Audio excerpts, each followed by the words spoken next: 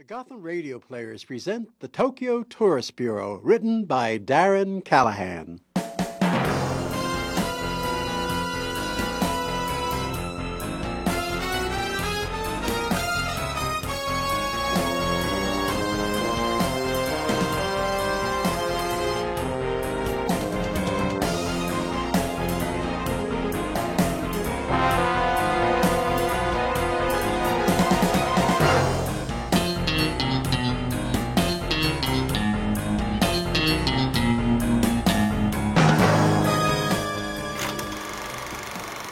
The evidence, shot very poorly, of my wife getting on an airplane. Not much evidence at all, is it? You see, don't you? The grain of the 8mm is admittedly pretty bad, but it looks like her. Red straight hair to the shoulders, and that dress a little stained with flowers, her favorite. The body, the bosom. I'm fairly certain, but I've been known to be wrong. Could it have been a double, Mr. Carter? I suppose. Did you consider the possibility? Maybe it's a trick. Someone dressed as her. A disguise. Had that thought entered your mind, one person looks quite like another. It wouldn't really matter. Switch. But she's your wife. That's a special person. To you, right? It's a fair assumption. Don't you want to find out if it was really her getting on that flight? Either way, by plane or foot or car or train, she's vanished. Thin air. I've lost her, haven't I, Mr. Aldo? Or is it she that's lost me?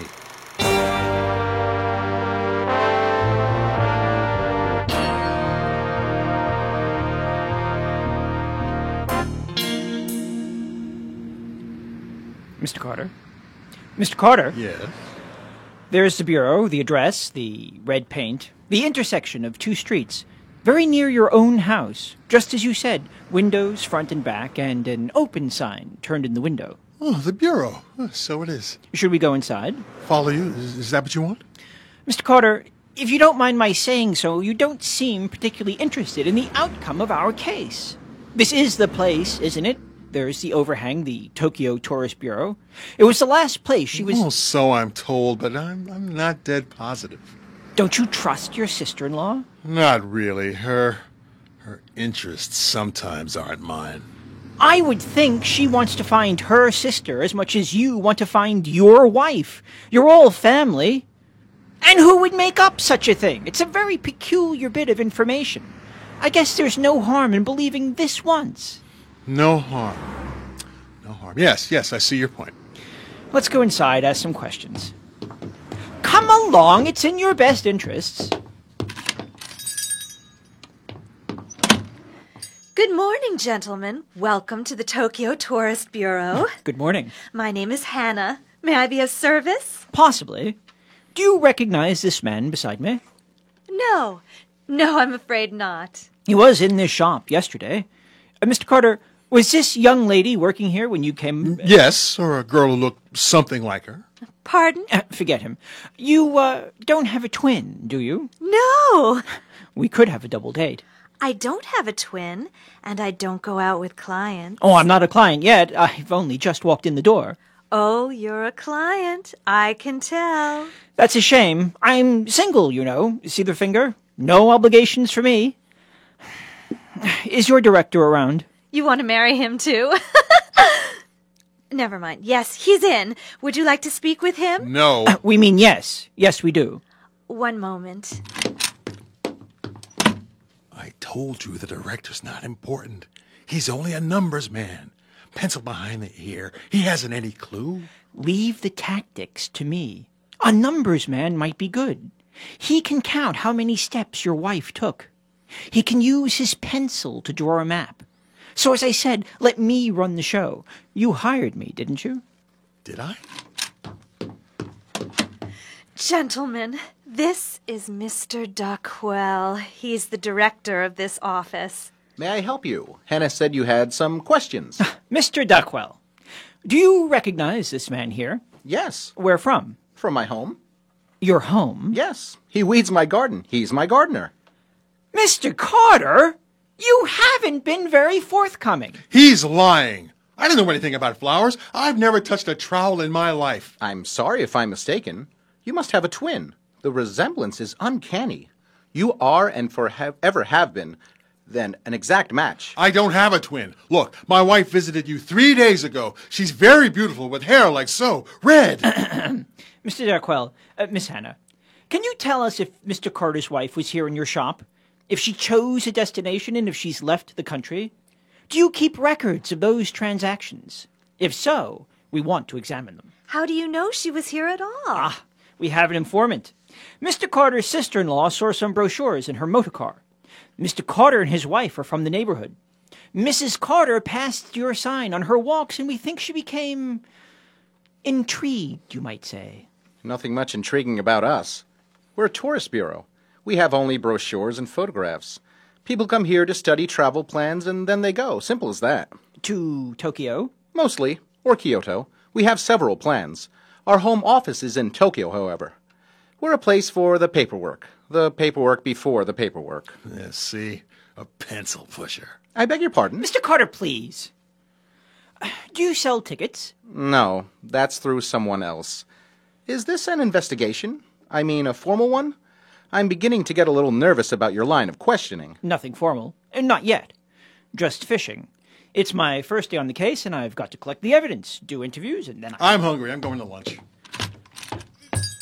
Mr. Carter, don't leave! We've only just started! I'll be at the cafe. He's an odd duck. I suppose I should get a new gardener.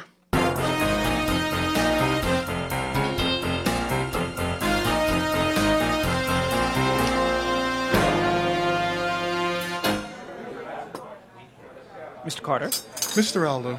may I join you? I'm finished. I'm just paying the bill. Did you get what you wanted? The interviews? Well, I suppose the better question is put as, did I get what you wanted? I'm working on your behalf, remember? Oh, buzz to that. Look, you practically forced me to show you that film. You came around and begged for it. You set up the projector yourself while I rummaged the boxes. For all you know, that film is 10 years old. Wait. That film arrived by mail. On Sunday, that's what you said. It did. Then I put it with the others. I get about 10 films a week, plus the ones I had when I was a teenager. You never throw out films. Future generations will want to see them, if the projector motors haven't turned to dust by then, replaced by zeros and ones. But people will always want to keep a visual record. When you had me digging, suppose I brought down the wrong canister. An old girlfriend, a sister, a stranger. Bring down the wrong canister? You mean that could be anybody getting on that plane? Oh, I doubt that. It's my wife.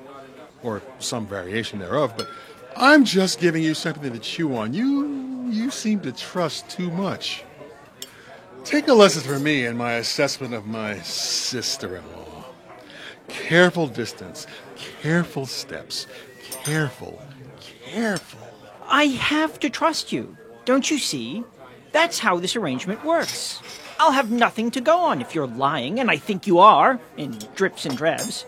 You're not being completely honest with me. I think you're that Mr. Dacquell's gardener and up to no good. Are these the fingers of a gardener? No, they're clean. I can see that. But that's not the whole point. So I'm not the only one lying, if you're convinced I am. And the director's a liar, too. And by default, his girl, Hannah. And probably you, as you can't have three without a fourth. What rule is that? The rule of truth. There can't be a single island in a poison stream. The sand sucks up the same silt. If I'm lying and they're lying, then we all are lying. You're not making me very comfortable. Oh, don't feel so bad. Maybe the opposite is working today. Instead of four liars, we're all being rigorously honest. How can I tell which is which? Well, it's your job to tell the difference. Those are the skills you claim, aren't they? Oh, thank you, waiter.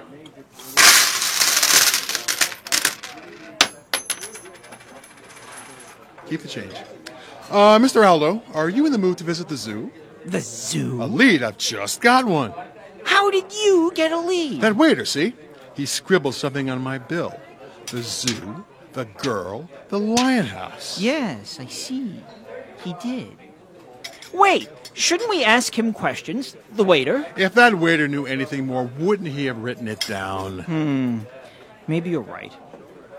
What's the zoo have to do with your wife? Nothing as far as I know. Hey, you want to share a taxi? I'm suddenly feeling a bit more involved in the case. It's about time.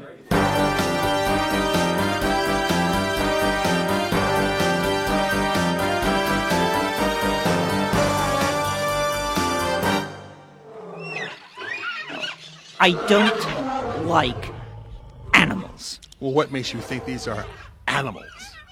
That's a lion? Are you certain? Yes, I know what a lion looks like. Huh, funny. Maybe it's just a tape recorder playing throughout the zoo and that's a puppet on a stick. For a lion, he's not moving much, is he? There's the zookeeper. I'll go and ask him. That is a lion, is it not? Yes. His roar? It's real, not a tape recorder. No. Is this a joke? Ask him about the aeroplane and the 8mm film. That's odd. He ran away.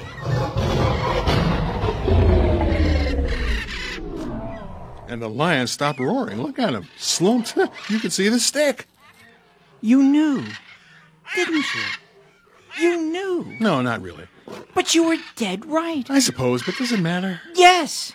So the zoo's a sham. Padded for tax dollars. Someone's made off with the coffers. Is that any of our business? If it's dishonest, it's everyone's business. Well, why didn't you say that to those two at the bureau? Those two at the... They lied about me being a gardener. Mr. Carter, it is getting well into the afternoon. I have nothing.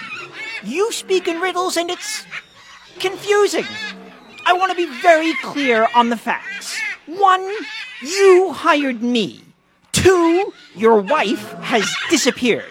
3, someone mailed you a short film of her boarding a plane. Whoever sent you that must have known that you own a projector. 4th, your wife has visited the Tokyo Tourist Bureau. So, our assumption is that she has flown to Japan. Is that the only Tokyo? Yes, the only Tokyo in the world. 5th, a cafe waiter knows that your wife is missing and thinks there's a connection with the zoo. 6th, the zoo doesn't have any real animals. 7th, the zookeeper runs really fast. And 8th, I have no 8th. I guess that's it. That's the end of the line. Okay, solve that. You're satisfied? I'm not. Those clues don't connect. Well, why do things have to connect? Because things do. Things always connect to something else, just like you are connected to me. All right, then. Here's your 8th clue. See if you can glue a couple of other clues together with it. That Hannah, the girl at the bureau, looks a lot like my wife. Oh, didn't I say that? I'm sorry for the oversight. It may be my wife in disguise.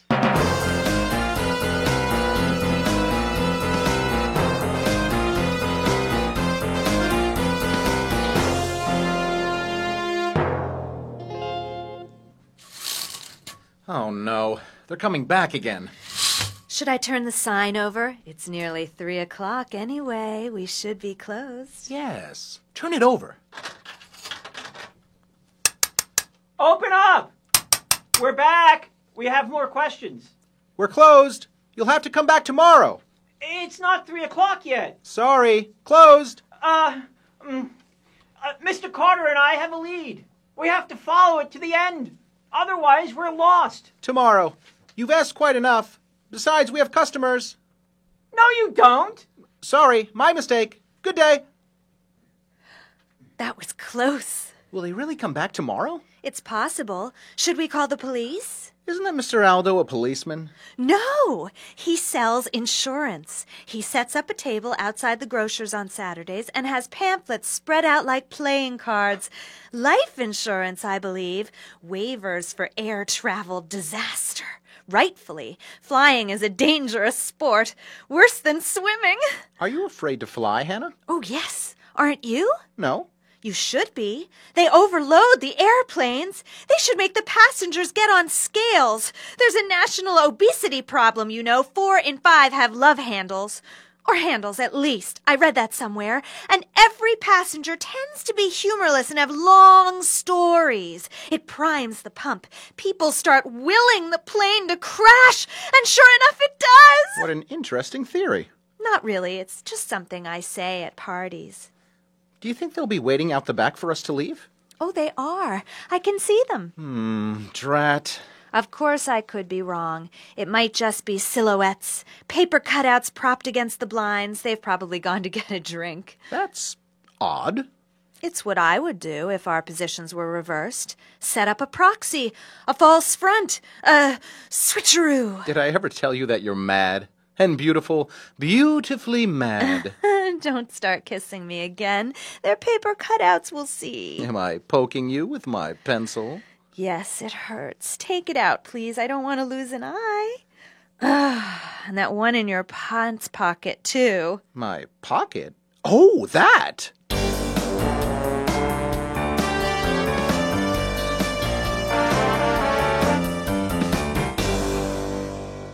Is that your great plan, Mr. Aldo? To imprison them with 2 cardboard cutouts done in haste with your pocket knife? It seems to be working. No one's left. By morning, they'll stink to high heaven. No place for a bath. They'll want to tell us everything just to get clean. But all they have to do is open the blinds. They'll see we're not even a threat. Have a drink. This bottle's on me. I have an account here at this bar. I'm beginning to come around to your side of things, Mr. Carter. I'm understanding how the game has to be played. It's hopscotch. It's a dream. I shouldn't take things so seriously. There are too many phantoms in our world to believe everything is made of solid rock. How about this? We should focus on the airplane. Was your wife a fat woman? Fat? You saw the film. Could she have become thin for just a few minutes? That's ridiculous. No. Look, diets take months.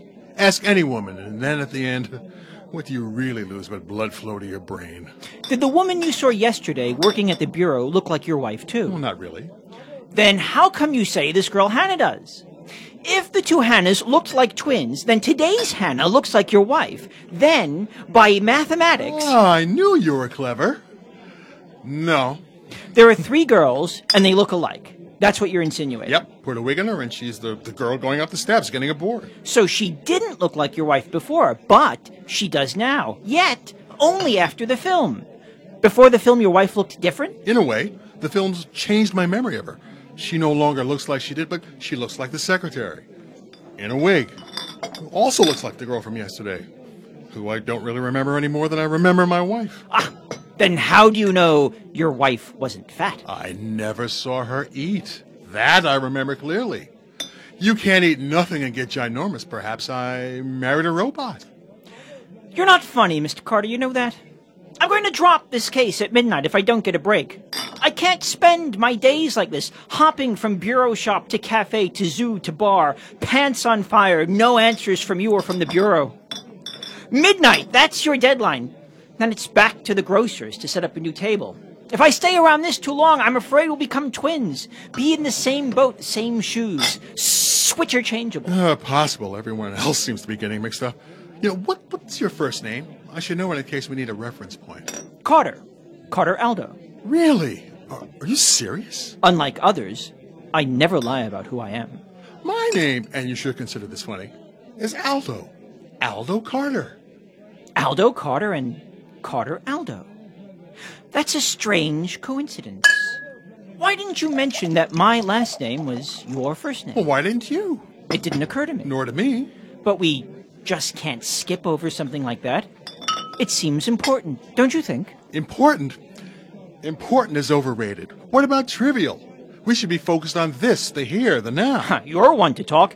You've been quintessentially lackadaisical for 90% of our investigation. If my wife went missing again, why Again? Yes, it happens.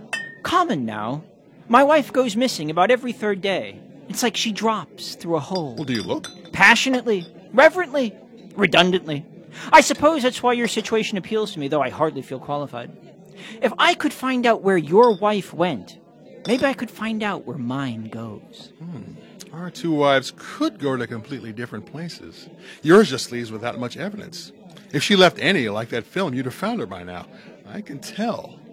You're thorough. You obviously know more that you're not telling me. The zoo, for example. Everyone knows about the zoo. I didn't. And, well, the waiter.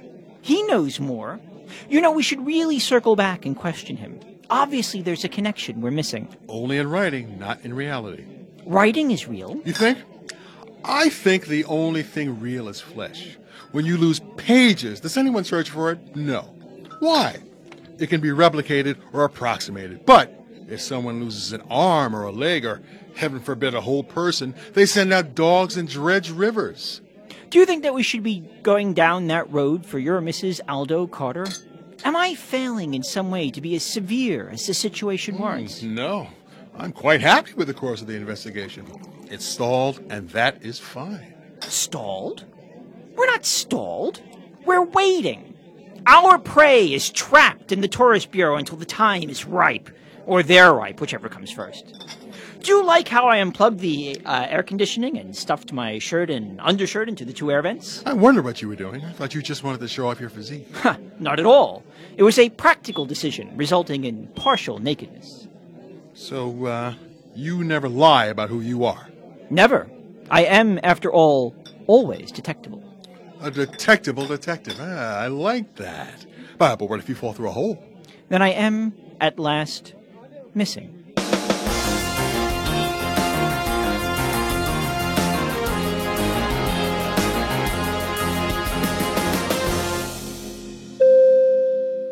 Attention all passengers. Boarding must be completed before midnight. Have your tickets ready, please. No carry-on bags will be permitted on this flight. We have too many fat people. I repeat, we have too many fat people.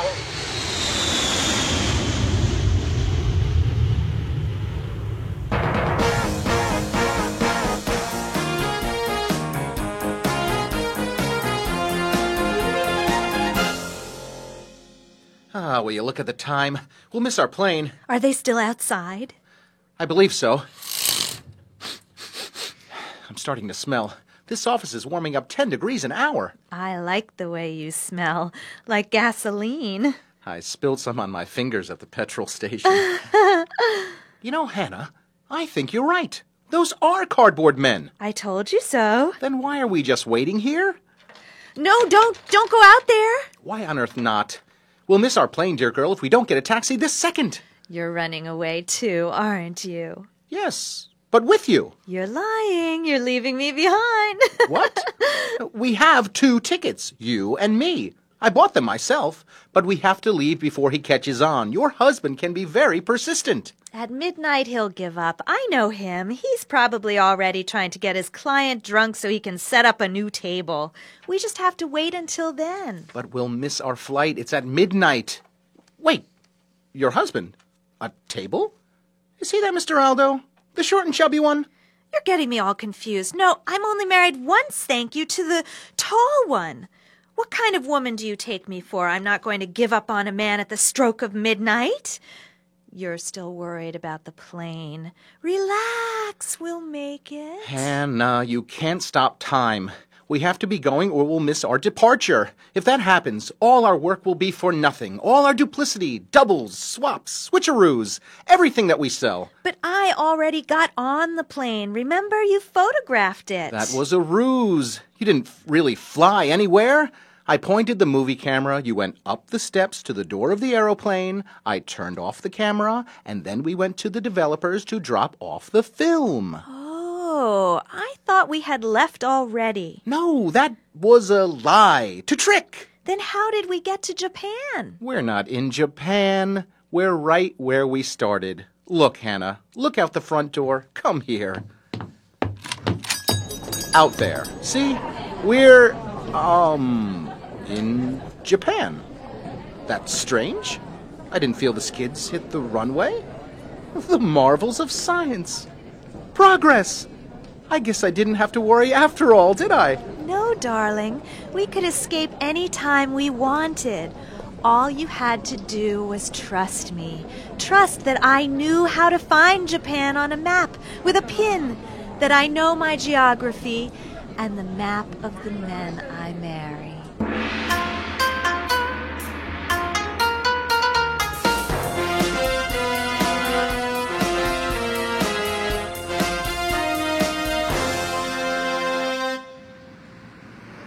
The windows are all fogged, but... Can you see them, Mr. Aldo, through the shop window? No. They've left. I know it. We've missed them then. Yes, I'm afraid so. One bottle too many. We should have paid our bill and left earlier. Say, Look here. Another message. On my bill. Your account is overdrawn.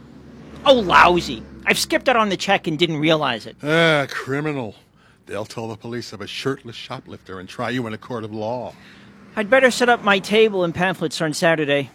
2 policies ought to put me in the black. Maybe death insurance instead of life insurance. I can mark that up a bit without anyone noticing. I was right.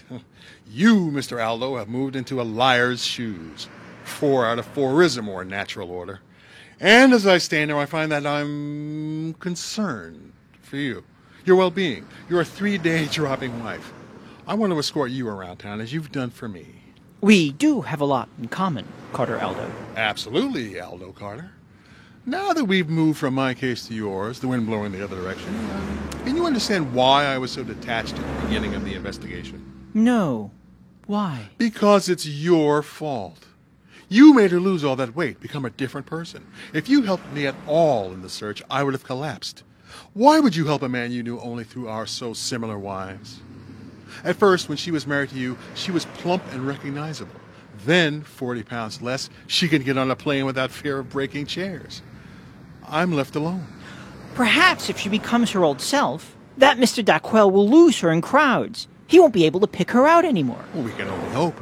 Next time, I'm hiring someone more experienced. Maybe that zookeeper. He seemed to know a thing or two. I'll report him. I will. Not right to take the tax contributions of unsuspecting zoo patrons. I work very hard for my money. And he doesn't. I'm no different from that lion. Someone's got a stick up my back and I'm flopping about. Manipulated. By you, I should think, if I didn't know any better. It's probably the reverse. And most certainly the reverse. Well, I'm glad you agree. Do I have a choice? Mr. What was your name again? I seem to have forgotten mine. Carter Aldo. I thought it was Aldo Carter. You did? Oh, that's funny. The evidence, shot very poorly, of my wife getting on an airplane. Not much evidence at all, is it? You see? You see, don't you? The grain of the 8mm is admittedly pretty bad, but it looks like her. Red, straight hair to the shoulders, and that dress a little stained with flowers, her favorite. The body, the bosom, I'm fairly certain. But I've been known to be wrong. Could it have been a double, Mr. Aldo? I suppose.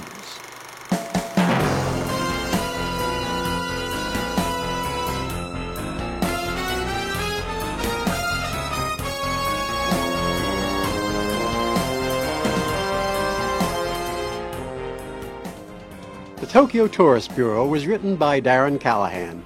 Tonight's world premiere performance, produced by Max Schmid, was presented live by the Gotham Radio Players and was directed by Stephen M. Lewis. Our cast featured, in order of appearance, Mr. Paul Beckton as Mr. Carter, Bob Madison as Mr. Aldo, Melissa Colt as Hannah, Bill Zarrow as Mr. Dacquel, Fran Taormina as the airline representative, and yours truly, Ron Weitz, also heard as the zookeeper. Live sound effects were performed by Anne-Marie Hendrickson and Paul Curtis. Sound engineering was by David Nolan. The original musical score for this production was composed and performed by Mike Mandel. The Tokyo Tourist Bureau is copyright 2004 by Darren Callahan. This production is copyright 2006 by the Gotham Radio Players. You are listening to the Golden Age of Radio on WBAI 99.5 FM in New York.